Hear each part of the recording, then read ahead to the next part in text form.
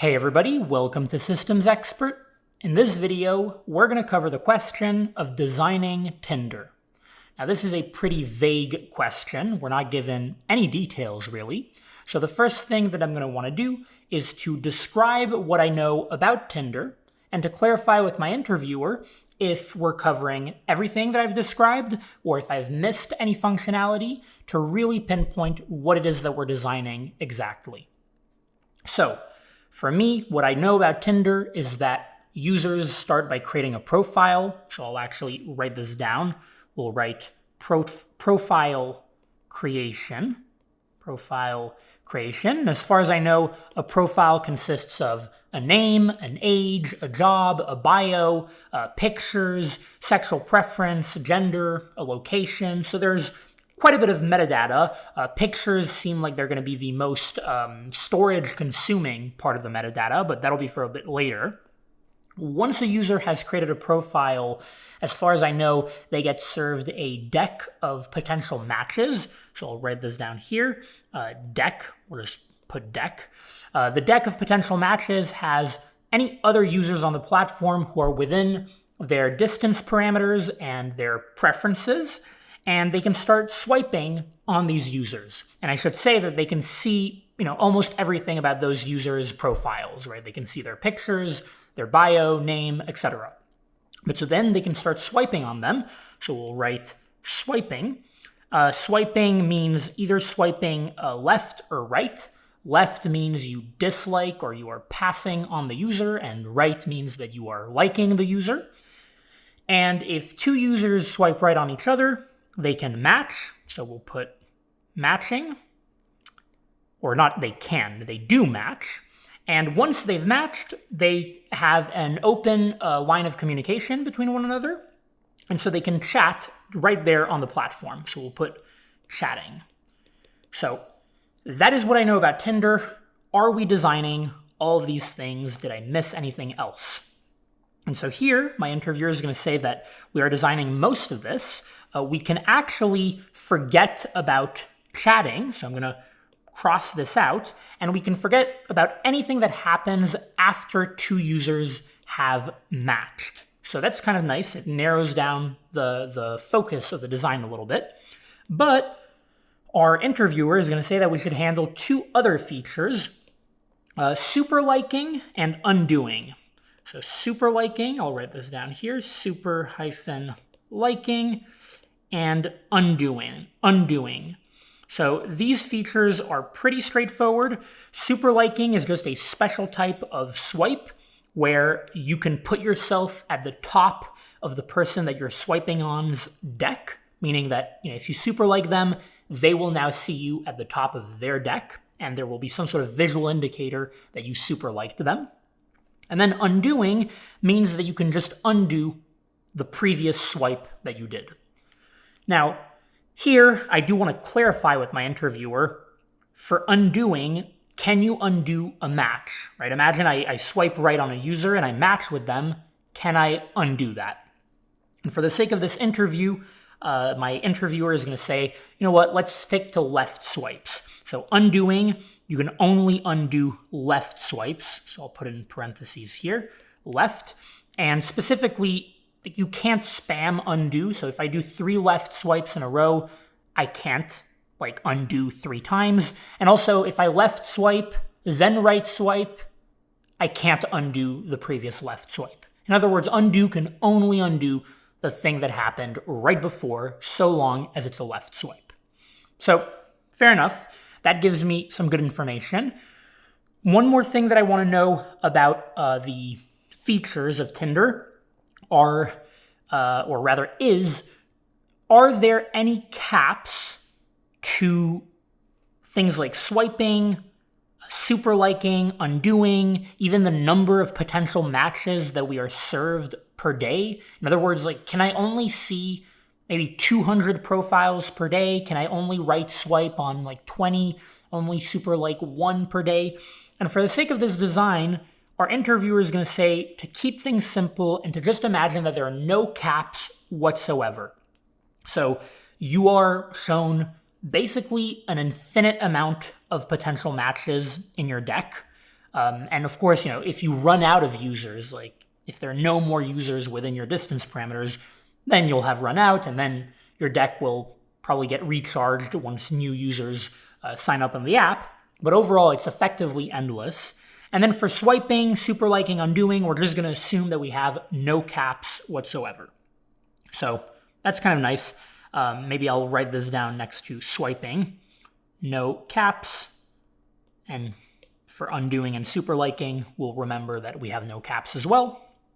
So then the final question that I think I have related to features is with regards to the deck. So the deck of potential matches. I would assume that users who will be put into our deck will be ranked based on some sort of scoring mechanism. There might be a matchability score. Of course, they're going to have to be within our distance parameters or, close to our geolocation. The app might want to, or the system rather, might want to, emphasize having people who have either not already swiped on you or who have swiped right on you in the deck. And they might want to remove people who've swiped left on you in your deck so that you're not shown kind of like useless users for you. So that's what I'm going to ask my interviewer. Is this kind of reasonable for the deck creation or deck generation? And here, the interviewer is going to say, yes, this is reasonable, but because this is a pretty complex part of the system, like the entire deck generation algorithm that you could imagine that would power this can be pretty complicated, and it does involve things like a matchability score and probably machine learning and all of that. We don't actually need to worry about it. We can assume that we have a deck generation algorithm out of the box, or even a service with this deck generation algorithm, and we just need to know or figure out how it fits into the rest of our design. So that's actually quite nice. I'm going to write this in parentheses here. Service, we'll just put service, and this reminds us that we have this service out of the box and that we don't need to worry about the actual algorithm behind it. So at this point, I think I can move on to maybe the scalability of our system. I suppose there is one thing that we haven't talked about, which is matching. How do we notify users when they get a match? So I'm going to ask my interviewer, do we want to notify users, or are we handling the part of the system that notifies users that they've gotten a match? And here, our interviewer is going to say that we want to handle notifying a user of a match while they're using the app. So I'll put in parentheses while, and I should say not while they're using the app, but rather while swiping. So if I swipe right on a user and that was a match, I should be notified immediately. And we should design that. However, we're not going to handle notifying the user if they're just idle on the app and they get a match from another user who's swiping right on them, or if they're not using the app altogether. If they're not using the app altogether, we just don't need to worry about that. Okay, so while swiping, we will remember this. And so now let's move on to scalability. Like I said just before, how many users are we designing Tinder for? And are we only designing Tinder for the US or for all over the world? How does this work? So our interviewer is going to say that we can assume that we've got roughly 50 million users on Tinder. So I'll write this at the top here, 50 million users. And even though they're not going to all be daily active users, we can just go ahead and design for 50 million users. And we can assume that they're evenly spread out across the globe. So I'll put global for global user base. But of course, we can assume that there are going to be some hotspots in urban areas like maybe New York City or London, some parts of India, compared to more rural areas. Okay, so then my final question here would be regarding latency and availability. I'm assuming that we want the app to be pretty fast. I'm assuming that for load, like as far as loading or clear instances of latency I feel like the only places where we might be fine with some would be when the app first loads up. Like when you first open Tinder, presumably it's okay if there's a few seconds of loading time. And then maybe also, if you've swiped through a ton of profiles, like maybe you've swiped through, let's say 200 profiles, probably we might be fine with having some latency there to kind of refresh new profiles. Then for availability, I'm assuming that we do want the system to be highly available. So I would ask my interviewer, like, is that something that matters here? And so for the sake of this interview, our interviewer is going to say that the latency is great. Let's keep what we did. A bit of latency on app load and after someone's swiped through 200 profiles. Maybe I'll actually write that down. Latency on app load and after 200 profiles, because that number might be important. 200 profiles swiped, of course. But then the interviewer is going to say that for availability, we don't need to necessarily worry about that for this particular question. We can assume that we have some sort of highly available SQL setup out of the box without worrying too much about the availability details. They care more about just our database schemas and that kind of stuff. So that's nice. Also narrows down the design for us a little bit. Okay, so I think that we have all the information that we need to start tackling this system. And the first thing that I want to do is come up with a plan. What's going to make the most sense to tackle first, second, third, etc. I do think that what we've written down here kind of makes sense as an ordering. So I would argue that we can put like profile creation is the first thing that we cover, or perhaps we're going to cover first like a overall storage overview of the system. So actually, I'll write down here number 1, storage overview, just to kind of talk about where we're storing everything at a high level, and also talk about the whole global audience thing and everything. And then we'll get into profile creation. Then we'll get into the deck generation and how this whole service here that we have access to fits into the rest of our design. Then we'll cover swiping. And I have a feeling that since matching, we care about matching only while swiping, we can probably bundle that with swiping. So I'll kind of like connect them like this. And then I think that super liking and undoing, I think we can cover last. So maybe I'll put them both as a number 5 because I feel like they will just be add-ons to swiping. So we'll just leave them for the end and take it from there. Okay, so storage overview. Let's see. So we have, what are we going to be storing, right? We're going to be storing profiles, user profiles. We're going to be storing probably decks of potential matches for every user. We're going to be storing swipes, maybe. We're going to be storing matches, most likely.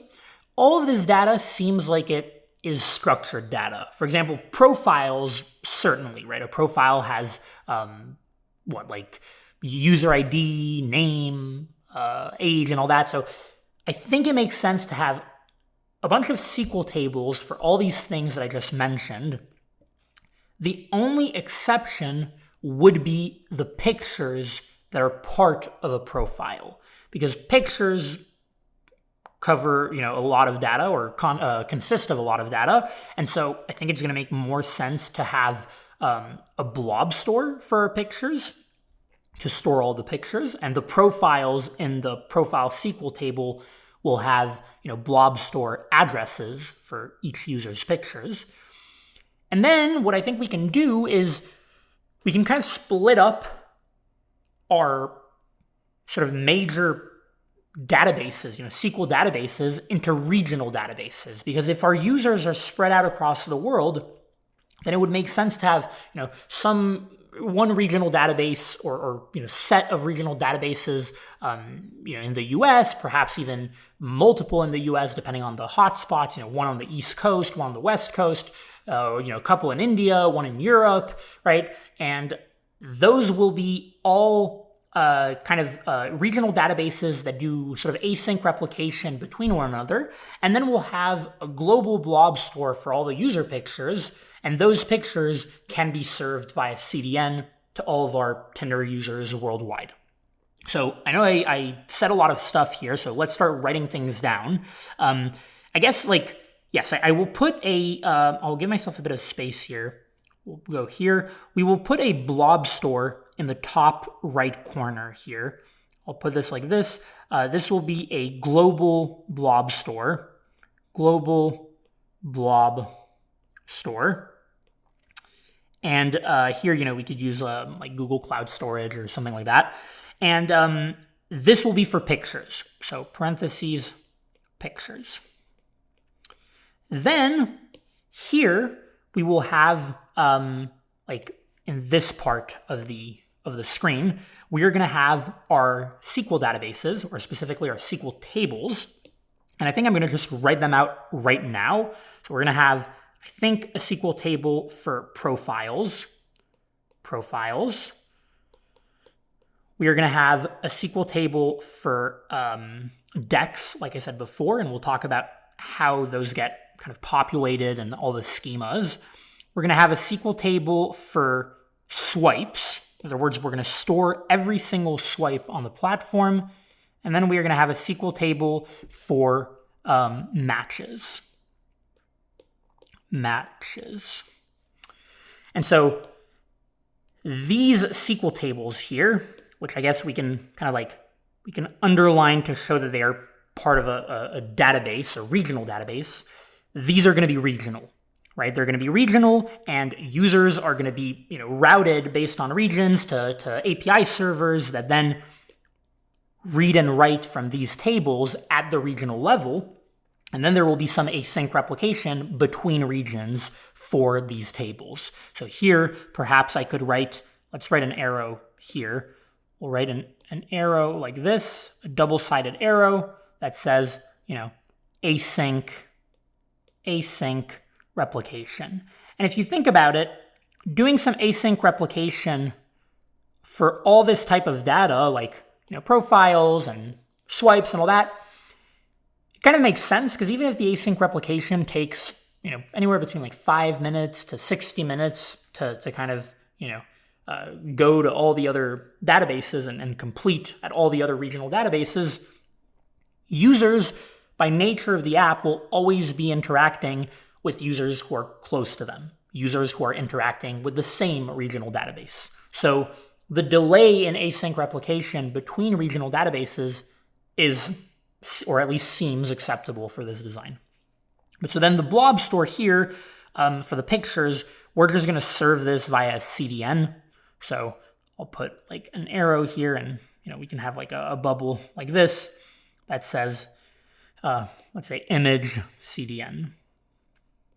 Because images are a lot of data, and it probably just makes more sense to have a CDN kind of handle that and distribute that to users. Okay, so that is our high-level storage overview. Now I think that at this point, and I guess maybe I should add, because I did mention that we would have these intermediary API servers. So perhaps let's do this. If we add our users, these are our actual users. I'll put some faces. They don't look very happy, but let's try to make them smile. These are our actual users. They are interacting with the Tinder app. So perhaps all of these users are within one regional location. Let's say, the East Coast of the US. They are making requests that are going to be routed to a load balancer. So maybe I'll put the load balancer in blue here, LB. So they're making requests that go to the load balancer. The load balancer does some round robin load balancing. So we'll put LBRR for round robin. And the round robin load balancing goes to a bunch of API servers. So I'll put API API ... and then one last one, API. So the load balancer routes all the requests to these API servers, and then these API servers are going to be actually interacting or reading, writing, etc. from all of the tables. And here I'm not going to draw all the arrows, but all of the API servers might be interacting with all of the SQL tables. And then finally, this image CDN here is going to be serving images to our users. So this is our high-level storage overview.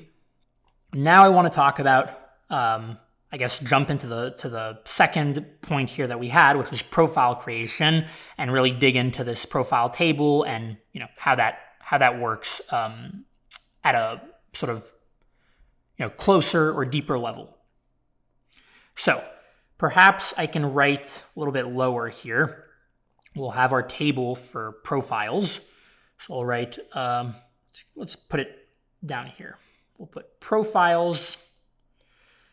So our profiles table, like we said, is going to have a bunch of metadata for the users, right? So it'll have a user ID. We'll put user ID. This will be a string. I might not write all the types because it's not super interesting and it might take too much time, but a user ID, it has a geolocation, it has a name, it has an age, and we'll put probably 3 dots because I don't think it's interesting to write out all the fields, but we listed them earlier. Bio, job, sexual preference. You can imagine that some are going to be enums, others are going to be strings. Like name would be a string, bio would be a string. Something like sexual preference might be an enum. Geolocation might be like a point, the point data type in SQL, which refers to spatial location. And then perhaps one that's interesting would be pictures, right? Pictures would be an array of strings, and the strings would be addresses in our blob store where the pictures are stored. And so you can imagine that, as far as like nitty-gritty details, most of these fields are going to be set either at profile creation or upon profile edit. The only 2 that I can think of that would be a little bit different would be the user ID. This would probably be assigned automatically once at profile creation, never again edited, and it would be a unique user ID, something that's not even exposed to users. And the geolocation, I think, would be something that gets updated anytime you open the app. If you notice, or if the app notices, or rather probably the backend, if the backend notices that your current location is different than the location you previously had stored in your profile, then it updates it. And so you can imagine that, when the Tinder app loads, we are going to be fetching our profile, our own profile, because, there's the whole part on Tinder where you can edit your profile. And I suppose I should mention one other good question to ask your interviewer would be, are we handling the entire, part of the UI where you edit your profile and all that? And, they would have told us, no, you can just think about it at a high level from the database schema point of view. But so, okay, that's going to be our profiles. It might be a good idea to think about, how much storage space we're going to need. Like, is this, super massive storage requirement, or is this small? So let's see. For profiles, all of these things like name, age, these are pretty small. We're talking, a few bytes per field. Of course, you've got the bio that can be 300, maybe 500 characters. Pictures are just string addresses. So overall, I think it's probably fair to say that this is capped at, 2 kilobytes per profile, right? 2 kilobytes per profile. Even this seems kind of on the high end. And so if we have 50 million users, right, 2 kilobytes times 50 million users, how much storage space is that? Well, it's going to be, we can put a wavy equal. Let me just erase this to make this a little bit prettier. A wavy equal. This is going to be what? 2 times 50, 100. So 100 kilobytes times a million times a million is going to be 100 gigabytes, right? 100 gigabytes. So 100 gigabytes for all of our data, and I suppose this is only within one regional database, so we would have to, replicate this across all the regions. Let's assume we have anywhere between 10 to 50 regional databases, right? 10 is probably on the low end, 50 probably on the high end. So that means that we need roughly 1 to 5 terabytes total data, right? So 10 to 50 regions. So this is 1 to 5 terabytes of total data for profiles, excluding the pictures. We haven't covered the pictures yet, but this is very little data. So we basically need very little storage at this point. Now for pictures is a little bit trickier because, pictures do take up a lot of space. You could imagine that users are going to be uploading pictures in various dimensions and resolutions and qualities and all that. For the sake of simplicity, let's assume that pictures are going to be uploaded, all of them in 1920 times 1080p resolution, kind of like HD, high quality, and those are usually around 2 megabytes, I'd say, 2 megabytes per picture. So we'll put 2 megabytes per picture. Now this does seem like a lot, especially if you assume 5 pictures per user, which would be 5 pics per user. That would mean 10 megabytes per user. It's not a lot from a point of view of can we store this? It's more, it seems like it's going to be a lot once we actually need to fetch all those profiles and, have them when we're interacting with the app, swiping through decks and seeing all the profiles. So I think that it would make a lot of sense to basically compress all of the user pictures, not only compress them, but also reduce their dimensions. Because if you think about it, you're using Tinder on your phone, which has a very small screen. So we can do both some dimension reduction and some compression. Probably we can even get away with some lossy compression because, this is not like a Netflix show where you absolutely need to have, HD quality. It doesn't really matter that much if the profile pictures are not the highest quality. So I think we can safely assume that, if it was 2 megabytes per picture, we can get it down to something like, 350 kilobytes per picture by doing dimension reduction. So I'll put dim reduc. And then we can probably get this down to 50 KB with some really good lossy compression. So lossy compression. So this leaves us with 50 megabytes or 50 kilobytes per picture. So 250 kilobytes per user. If we assume 5 pics per user. So we'll put 250 KB per user times 50 million. That is going to be equal to 1,000 or 1.25 megabytes times a million is going to be 12.5 terabytes, I believe, right? 250 kilobytes times 50 is 1.25 megabytes times 0 or times 10 is 12.5 megabytes. Times a million equals 12.5 gigabytes and then 12.5 terabytes. So 12.5 terabytes, that is really the majority of our storage needs. And this is going to be in our global blob store and then served through our CDN. So overall, this is a pretty palatable system from a storage point of view. So I think this kind of covers the whole profile creation and I suppose a little bit of profile editing. Let's move on to the deck service and where that comes into play and how that's going to be interacted with by the users. So we were told that we have access to this deck generation algorithm that we can just use in our system. So what I think I'm going to do is I'm actually going to plop it in. We'll put it in maybe in red. And we'll put it in some sort of bubble here. And we're going to call this deck G. Deck G for deck generation. So the deck generation service is going to probably generate about 200 potential matches per deck. Because remember earlier we said we would probably be, fine with latency after 200 profiles, which would probably assume that, after 200 profiles or swiping through 200 profiles, you would want to generate a new deck. So the deck generation is going to generate 200 profiles per deck. So that means that it's going to be interacting with both this table, the profiles table, but also with the decks table. And it's going to be writing the decks here. So this decks table is going to have probably a deck per row, and each deck is going to be related to a user. And we can say, I don't think we need to really talk about how the deck generation algorithm talks to the profiles table, because that's where the smart logic comes into play. It knows how to pick or rank users based on matchability score. It does some machine learning and so on and so forth. And it's probably smart enough to know that if a user has been, inactive for a day, then it's not going to refresh the deck.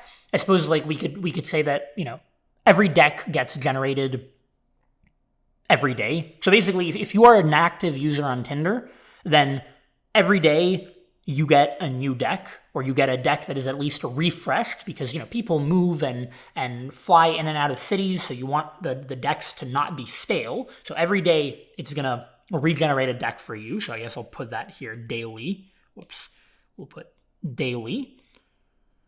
But like I said, this algorithm is probably smart enough to not do this for users who have been inactive for a day or more. It's also going to be smart enough, or perhaps not smart enough, but we can say that when a user opens the app, and remember, we said we probably get our profile and we update our geolocation if it was a different geolocation than the one previously stored in our profile. In that case, we can have these API servers kind of, tell the deck generation algorithm, hey, you need to generate a new deck because this user is in a new location. And that can fall into the whole category of, a little bit of latency when you load the app. Probably more than usual, because, the latency at first comes from just fetching, your deck, and we're going to talk about that in a second. But here you would also have to regenerate a deck because you're in a new location, and that might take a little bit of time. But okay, so what do decks look like in this table? Well, let's write it. Maybe we can write it here. So I'll put decks table. This should actually be pretty simple. We'll have a user ID. So a user ID per row. This is going to be the ID of the user that this deck pertains to. And then we'll have a list of potential matches. So potential matches. And the potential matches, this is just going to be a list of user IDs. A list of user IDs that have been generated by the deck in an order, a specific order. And there are going to be 200 of them on most days, right? By default, there are 200 of them because the deck has generated 200 profiles for you. So maybe I'll write above, we'll put 200. Now, what happens when the user opens the Tinder app? Right? When the user opens the Tinder app, and let's assume they're in the same location as usual, they will fetch their decks, right? Because they need to see the profiles that they have access to, that they can start swiping on.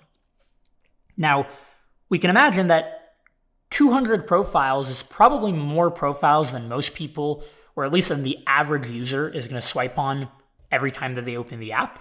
A lot of users might just swipe through like 5 profiles or 10 profiles, 20 profiles, but not 200. So it might not make sense to fetch all 200 potential matches, especially because we're going to have to store pictures. So what we're going to do is we're just going to request 40 profiles, the 40 potential matches at the top of a deck, and we are going to store those locally, and we're only going to fetch more once we need them. So maybe I'll put, I'll put an arrow here. Now, like this diagram is starting to get a little bit messy, but this is just to kind of explain what's happening behind the scenes. So when the API here is going to the decks table up here, what it's really doing is saying grab 40 profiles, or 40 potential matches, and then go to the profiles table and grab the 40 profiles of those potential matches. So 40 profiles. And store them locally, store them locally. Now let's see if we can actually do that based on the size of the data. So we said that it's really the images that matter. We don't really care about the kilobytes of the profiles. It's really the images. So if the images had been 2 megabytes, right? If we hadn't done our compression, we would have had 2 times 40, or no, rather 5 times 2, which is 10 megabytes per picture. 10 times 40, we would have had 400 megabytes to store locally for 40 profiles, 400 megabytes. That would have been a lot, but we were able to compress our thing by a ton, right?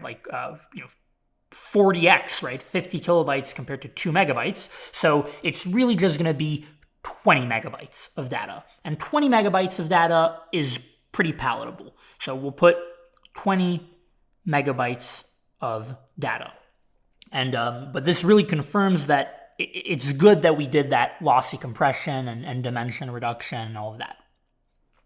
Okay, so we grab these 40 profiles, we have them stored locally, so now our user can start swiping through them. We'll talk about swiping in a second, but they can at least see 40 profiles. And it's worth noting that if the user closes the Tinder app and completely exit out of the process, any locally stored profiles will simply be re-added to the deck eventually, right? They will be re-added to the deck because if the user has not swiped on them, then the deck generation algorithm will be smart enough to re-add them to the deck because they were probably very relevant matches. And I suppose I should mention that when we grab the 40 profiles here, we're really removing them from the potential matches. So we are doing an edit to the potential matches. So I'll actually write this down here. I'll say, this does perform like edit, right? We are removing these 40 profiles from the top of the list of potential matches in the deck. Now, in order to get the latency thing that we were talking about earlier, where we only want latency on app load, which we've already talked about why we're getting that. We're getting it because we're fetching, profiles, we're fetching potential matches, and we're also potentially retriggering the deck to generate if we've changed the location. But there is also the latency after 200 profiles. But here we've only grabbed 40 profiles. So what we can do is, once a user has swiped through, let's say, 20 profiles, so half of these profiles here, the app refetches the next 20 profiles. So here we can do like another arrow here, I guess. Let's put it, like this. And we'll write after 20 swipes, refetch 20 profiles. Okay? And that way, we will almost never have latency, because you can imagine that, you swipe through 20 profiles, you still have 20 more stored locally, and you immediately refetch 20 more that will be, again, stored locally, and now you're back to 40 profiles, or 39, or 38, etc. Now, we could say that once we reach a point where there are no more potential matches in the table, so we've swiped through effectively 180 profiles, and there are no more matches in the table. When we fetch 20 more profiles, that will re-trigger a deck generation. That should happen pretty infrequently because you'd have to swipe through 200 profiles in a day, and you'd have to swipe through the last 20 profiles really fast, almost spamming swiping to get to the point where you have truly no profiles left and the deck is still generating a new deck for you, or the deck generation service. But that would be when you would encounter that latency, after 200 profiles. But so, okay, I think that this is pretty good for the whole deck generation service, how it fits into the diagram or to the system, and how it's used to get the profiles that you see on Tinder. So now it probably makes sense to talk about swiping. So for swiping, we'll write our swipes table here. Swipes, and perhaps we can also bring the matches table, because the matches table is going to also be relevant here. The swipes table is going to be pretty straightforward. It's going to have two user IDs. One is going to be the swiper ID, and one is going to be I'll put them vertically here. One is going to be the swipee ID, so the person who was swiped on and the person who did the swipe. These are going to be strings, the same user IDs that we've been using since the beginning. Then we're going to have a swipe type, and this you could imagine is going to be an enum. It'll be like, like, I should put this in capital letter, or pass. And then we're going to have a timestamp, because it makes sense to know when these swipes happened, and this is going to be something like a date time type in SQL. Now, we're going to probably fetch all of the swipes. Let's see, what swipes are we going to want to fetch? Well, once we load the app, why would we even need swipes? We would need swipes because we want to be able to instantly know when we're swiping if we got a match or not, right? The interviewer told us that we don't care about notifying the user if they got a match when they're idle on the app or when they're closed out of the app, but we do want to know when we are actively swiping. If we swipe right, we should instantly get that match, like dopamine hit. So in order to do that, we will need to fetch this data from the swipes table, and specifically, we are going to need to fetch data where the swipee ID, so the person that was swiped on, is us, right? The person that was swiped on is us. So I think that we are going to want to put an index on the swipee ID. So I'll put a little I to say that this table is indexed on swipee ID. And we're probably also going to want to index on timestamp. And I'll explain why in just a second. Because if you think about it, when you basically on app load, the app will fetch all of the swipes historically where the swipee ID was you, the user using the app. It will store all of those swipes locally in some sort of hash table-like data structure. And by the way, this should be really fine to store locally because if you think about it, like what is a single swipe? A single swipe, you've got two IDs, a small enum, and a timestamp. So this is what, like something like 20 kilobytes, right? 20 bytes, not kilobytes, right? 20 bytes at most, or 24 bytes at most per swipe. And imagine a power user who has been swiped like, I don't know, 100,000 times, but that seems impossible or unrealistic. That would only be something like, this is a K, that would only be something like 2 megabytes of data. So this is totally fine to store locally. So you get all of the swipes, all of the historical swipes that you have been swiped on. You store them in a hash table. Then maybe every 30 seconds, you refetch all of the swipes that have happened since the last timestamp of the most recent swipe you have, right? So this is why we index on timestamp. That way, every 30 seconds, the app only fetches new swipes that have occurred since the last time it fetched them. That way you know that, that way we will know if a user is currently swiping on us, in real time, we'll likely fetch that swipe, and then, we'll swipe ourselves on them, and we'll get a match. And yeah, that's it. That's how swipes work. And then this allows us to be able to immediately indicate, when we have a user in our deck, and we swipe right on them, if we swipe right on them, well, the UI will immediately check, is the user that we just swiped right on someone who is a swiper in our swipes? The swipes that we fetched, which were the swipes where we were swiped on or swiped right on, right? Did they also have a like? And if they did, then we can immediately show to the user, you have a match. And I should mention, we're probably going to want to write to this matches table as well, although I don't think we're going to be using this for our design. This will just be for good order or good measure, we want to have matches stored in this table so that then, you can fetch them when you're going to the other part of the app where you have all your matches.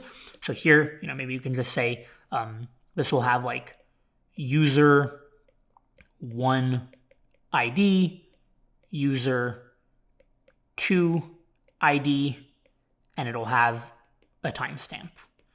And the idea here is when you are swiping, when you are actually swiping, right? Apart from everything that I mentioned that happens on the UI, we are making an API call to the backend called swipe that passes in, our ID, the swipey ID, whether we liked or passed, and the timestamp, or perhaps the backend will take care of the timestamp, doesn't really matter.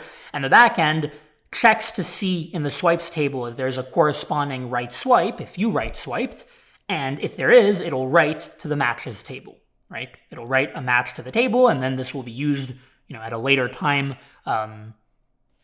by the app when you go to the matching section of the app. So I think that this kind of covers everything. We are starting to run out of time, but our interviewer wanted us to cover super liking and undoing. So let's quickly cover them. I do think that they're pretty simple. For super liking, I think all we need to do is really make a change to this table, which is just like the swipe type. Instead of having two possible values, it'll also have here super like. I'll put it maybe underneath super like. And the idea is that if I super like, well, first of all, if I'm a user and I see a profile on my deck, and I see that profile in the hash table of all of the swipes of all the people who have swiped on me, that person had swiped on me and had put a super like, well, then the UI will put that indicator that says this user has super liked you, right? That's how the UI will know that. But otherwise, when I am super liking somebody else, the backend will write my swipe to this table, and what it'll do is it will go to the dex table, it'll go to the potential matches, and it'll put me, the person who super liked the other user, it'll put me to the top of their deck of potential matches. And if I'm already in there, it'll just move me to the front. Otherwise, it'll put me at the front. And of course, here we can make sure to take into account like timestamps. So if multiple people have super liked someone, we probably want to put the oldest super likes, I would assume, at the top, right? Because the first person who super liked should have precedence, but that's kind of minutia. So that is how we will handle super likes. And I think that, if we get super liked by a user who was in our deck, but we haven't yet fetched the super like swipe from them, we will eventually get to it, right? When we fetch every 30 seconds, like our swipes from the most recent timestamp. And by the way, maybe I should put this here, every 30 seconds. And we will eventually get that user's swipe and be able to recognize that they super liked us. And there might be extremely rare circumstances where someone is swiping in real time and, you are also swiping on them, you're about to swipe on them, and, they super like you, you haven't yet fetched their super like, so you don't know that they super liked you. And in those rare circumstances, you might only be alerted that they super liked you after you swipe on them. Hopefully you swipe right on them, but these would be extremely rare circumstances that are likely acceptable. And of course, here you would want to verify with your interviewer, see what they say. But for the sake of this interview, we're going to say that, yes, these extremely rare circumstances where two things happen very simultaneously in real time, we're just going to be okay with.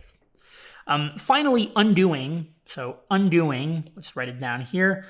Undoing is actually pretty straightforward if we're just undoing the most recent left swipe, provided that it is the last swipe that happened. All that we're going to do is when you swipe left, right? When you swipe left, which doesn't warrant any sort of immediate match notification or anything like that, which is why it was very important to ask the question about can you undo a match, because that would be way trickier. But when you swipe left, we will not issue the backend API call that writes to the swipe table immediately. We will wait until either your next swipe or until you close out of the Tinder app. So here, maybe I'll just say undoing, whoops, let me write it here, wait until next swipe or app close. So you wait until the next swipe or app close to actually make a call to the swipes table.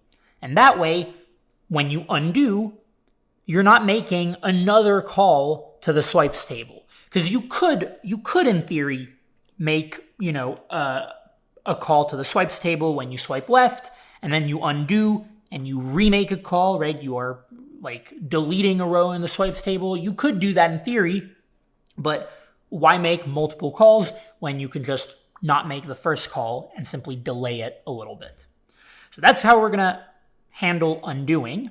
And at this point, this kind of wraps up the design. This is actually a surprisingly involved design with a lot of schemas and things to cover.